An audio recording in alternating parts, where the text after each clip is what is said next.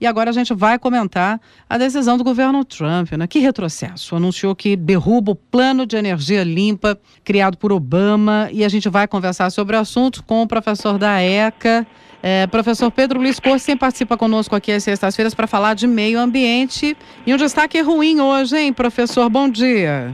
Bom dia, Roxane. Bom dia, ouvintes. É um prazer falar com vocês. Que retrocesso, não?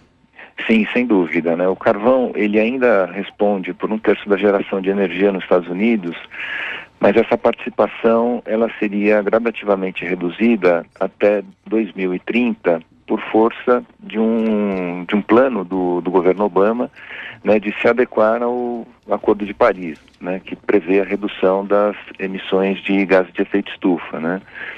E o problema específico do carvão é que, além das emissões, né, de poluentes e gases de efeito estufa, ele gera muito material particulado que agrava os efeitos da poluição que ele provoca, né? Então, ontem, né, o Scott Pruitt, em Kentucky, que é o terceiro maior produtor de carvão dos Estados Unidos, ele anunciou que os Estados Unidos não vão mais adotar medidas para redução das emissões. Então, na prática, ele começa a cancelar esse plano de energia limpa do governo Obama. E, na prática, o que o governo Trump está fazendo, ele está procurando cumprir uma promessa de campanha, porque ele, nos estados que concentram a produção de carvão nos Estados Unidos, ele ganhou as eleições, né? Então, com base também nessa promessa de que a extração do carvão, o uso do carvão seria incentivado, né? Então, isso na prática ele vai reduzir aí as obrigações de 12 estados que deveriam empreender esforços para cumprir essas metas adotadas pelo governo Obama.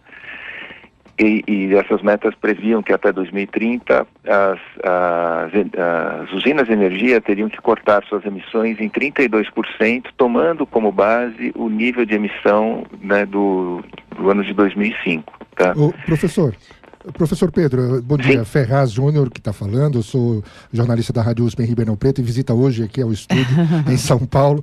Eu gostaria de perguntá-lo o seguinte: qual foi o embasamento utilizado, né, como justificativa, como argumento, como fundamento para que essas medidas fossem derrubadas, digamos assim? Bom dia, Ferraz, é um prazer falar contigo também. Veja, o único embasamento que ele tem não é de ordem climática, não é de ordem ambiental, é simplesmente em termos de geração de emprego. Ele falou, olha, esses estados estavam perdendo muitos empregos, segundo a alegação dele, né, com a redução do uso do carvão, e na prática o que ele está procurando fazer é reativar essa economia.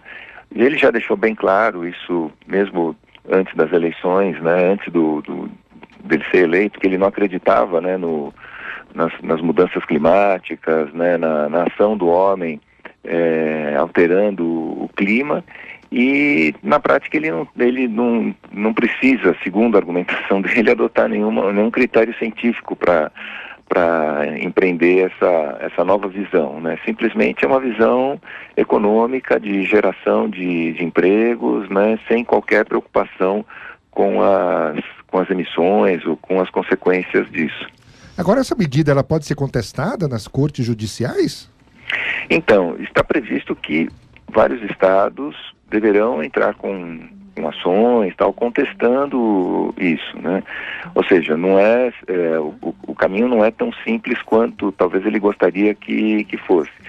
Mas o triste é que, embora alguns estados venham a entrar com ação, enfim, tentar alguma batalha judicial para bloquear esse tipo de iniciativa, obviamente que outros se sentirão aí muito mais livres para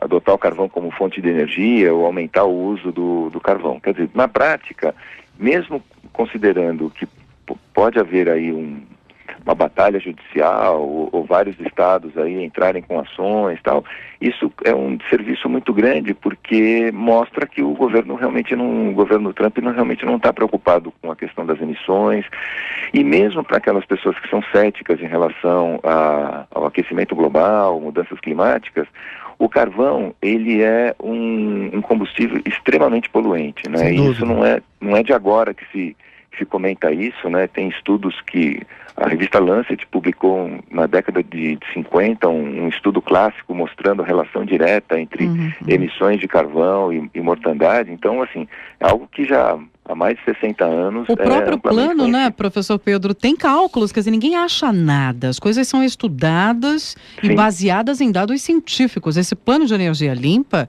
ele fez cálculos de prevenção de mortes prematuras, por exemplo, entre 2.700 e 6.600 mortes. E evitar ataques, por exemplo, as crianças são mais sensíveis, ataques de asmas, mais de 150 mil ataques poderiam ser prevenidos, né, que é um problema tão comum. Então, ninguém acha nada. Há dados científicos que ele está simplesmente desprezando. É como se a ciência não tivesse nenhuma importância e nem a saúde também, né? As políticas públicas, elas não são adotadas no achismo, né? Elas são adotadas com base em estudos, em levantamentos, né? Até em dados científicos mesmo. E essa repercussão que vocês comentaram a respeito da saúde pública, ela é fundamental, porque além da mortandade, há um número de internações mais significativo à medida que você utiliza essas emissões, né, que você se vale dos combustíveis fósseis que têm essas emissões significativas. No caso do carvão, ainda um agravante, porque ele gera muito óxido de enxofre, né, o SO2, e isso é um indutor da geração de chuvas ácidas, é um elemento fundamental para a geração de chuvas ácidas. Ou seja, as consequências desse tipo de ação, elas não se restringem à localidade onde o carvão venha a ser utilizado, né? Devido aí aos fluxos atmosféricos, isso vai se espalhando e essas consequências elas vão muito além da região onde o carvão for utilizado. Quer dizer, na prática, todo mundo acaba pagando aí um preço por conta disso. Muito ruim, portanto, um retrocesso, como nós, né, abrimos aqui a entrevista falando. Professor Pedro Luiz Cortes, que sempre participa aqui conosco às sextas-feiras, coordenador do projeto O Ambiente é Nosso Meio, professor da ECA. Muito obrigada, professor, mais uma vez por sua contribuição. Obrigado, Eu que agradeço professor. a oportunidade. Um bom dia a todos.